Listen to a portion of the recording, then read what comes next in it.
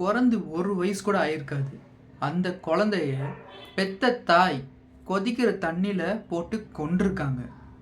நம்ப முடியுதா யாராச்சு?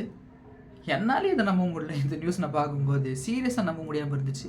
இது என்ன ஏதுன்னு பார்த்து தெரிஞ்சுக்கும் போது தான் ஒரு விஷயம் தெரிய வந்துச்சு. அதாவது ஒரு தாய் தான் பெத்த 1 வயசு கூட ஆயிருக்காதுங்க. ஐ திங்க் 1.5 மாதம் 2 மாதத்துக்கிட்ட இப்படி இருக்கிற ஒரு குழந்தைய கொதிக்கிற தண்ணியில் அவங்களா சுய நினைவோடு போட்டு கொண்டிருக்காங்க. இது எப்படி, ஏன், எதுக்கு? வாங்க பார்க்கலாம்.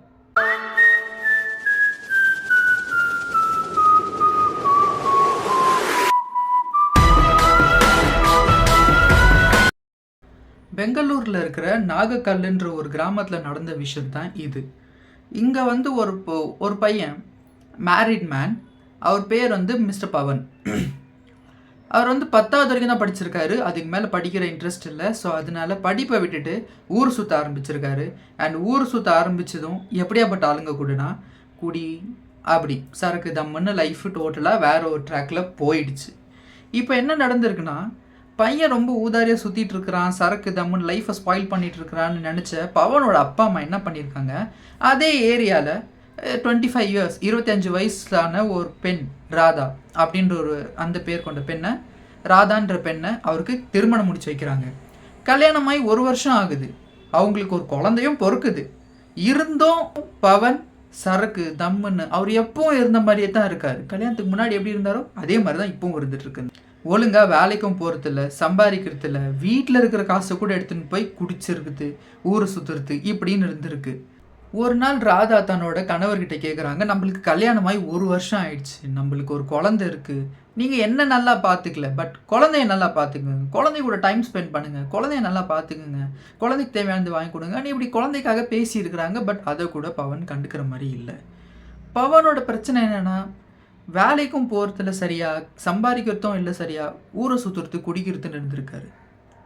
இப்போது ஒரு கட்டத்துக்கு மேலே இதை தாங்க முடியாத ராதா என்ன பண்ணியிருக்காங்க, தன்னோட கணவர், மாமனார், மாமியார் இவங்க 3 பேரும் வீட்டில் இல்லாத ஒரு நாள் பார்த்து, சரியான சந்தர்ப்பத்துக்காக வெயிட் பண்ணிட்டு இருந்த ராதாவுக்கு கிடைச்ச இந்த சந்தர்ப்பத்தை பயன்படுத்தி தன்னோட வீட்டில் இருக்கிற அடுப்பில் ஒரு குண்டாவை எடுத்து வச்சு, ஒரு பாத்திரத்தை எடுத்து வச்சு, அதில் தண்ணியை ஊற்றி கொதிக்கிற தண்ணியில் தான் பெத்தெடுத்த 1 வயசு கூட ஆகாத ஒரு குழந்தைய, 38 48 ஐ திங்க் சம் 1.5-2 மாதத்துக்குள்ளே இருக்கிற ஒரு குழந்தைய, 1 வயசு கூட ஆகலை அந்த குழந்தைக்கு, அந்த குழந்தைய கொதிக்கிற தண்ணியில் சுய நினைவோட போட்டிருக்காங்க.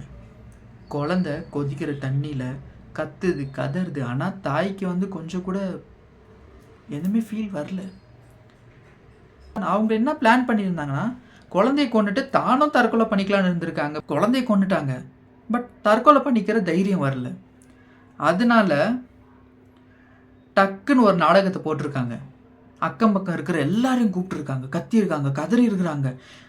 எல்லாரும் வந்து கேட்கும்போது சொல்லியிருக்காங்க, பதட்டத்தில் அழுத்துக்கிட்டே சொல்லியிருக்காங்க, நான் குண்டால தண்ணியை கொதிக்க வச்சுட்டு இருந்தேன், குழந்தை கை தவறி உள்ளே விழுந்துருச்சு, எனக்கு என்ன பண்ணுறதுன்னு தெரில, அந்த மாதிரி சமாளிச்சிருக்காங்க, சொல்லியிருக்காங்க.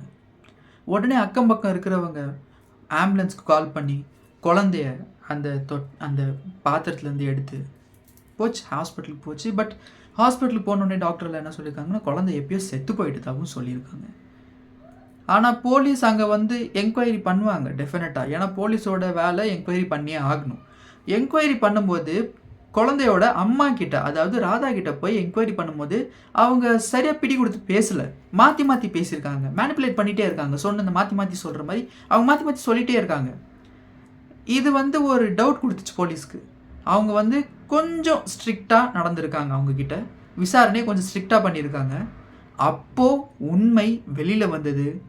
ராதா தன்னோட சுயநினைவோட தான் குழந்தைய அந்த கொதிக்கிற குண்டால போட்டு கொண்டிருக்காங்க. தற்கொலை பண்ணிக்க தைரியம் இல்லாததுனால அவங்க இந்த மாதிரி ஒரு நாடகத்தை நடத்தியிருக்காங்க. லைக் குழந்தை பாத்திரத்தில் தவறி விழுந்துருச்சு. அண்ட் அவங்க அக்கம் பக்கத்தில் கூப்பிட்டு போலீஸ் வந்து அதுக்கப்புறம் விசாரணை நடந்த மாதிரி தான் மேலே ஒரு குற்றம் வரக்கூடாது, பழி விழக்கூடாதுன்ற ஒரு கான்ஷியஸோடு தெளிவாக பண்ணியிருக்காங்க. ஆனால் மாட்டிக்கிட்டாங்க. இப்போது இதுக்கு பதில் என்ன? பழி யார் மேலே சொல்லலாம்?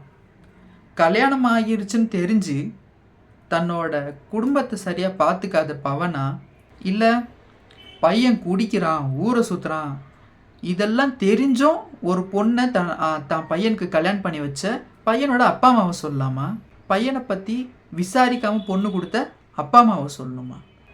ஸோ கல்யாணமாக போகிற பெண்கள் எல்லாருமே ஒரு கனவோடு இருப்பாங்க. தான் ஹஸ்பண்ட் தன்னை எப்படி பார்த்துப்பாரு, நம்ம ஹஸ்பண்ட் நம்மளை எப்படிலாம் பார்த்துப்பாரு, நம்ம ஹஸ்பண்ட் நம்ம கூட கேரிங்காக இருப்பாரா, லவ்விங்காக இருப்பாரா, நம்மளை நல்லா பார்த்துப்பாரா, இந்த மாதிரி ஒரு கனவு இருக்கும்ல எல்லா பெண்களுக்கும்.